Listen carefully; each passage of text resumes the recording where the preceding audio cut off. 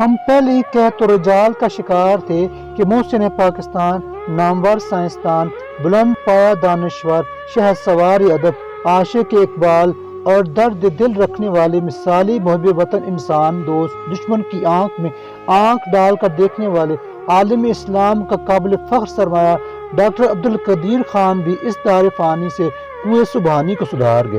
فیصل مسجد میں جب نماز جنازہ ادا ہو رہی تھی تو اس پورے خطے کو سیاہ بادلوں نے باران رحمت بنا کر برسانے کو گھیر رکھا تھا۔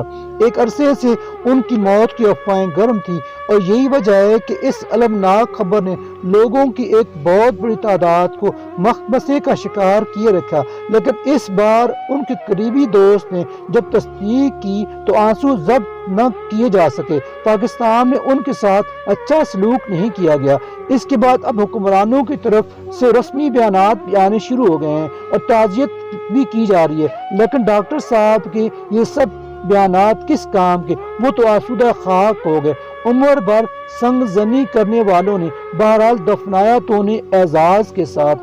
ایسی احساس شخصیات صدیوں بعد پیدا ہوتی ہیں اور تاریخ میں ہمیشہ زندہ و تابندہ رہتی ہیں۔ اللہ تعالیٰ ان کے درجات بلند فرمائے، ان کے لواحقین اور قوم کو یہ عظیم صدمہ برداشت کرنے کی ہمت کو توفیق عطا فرمائے۔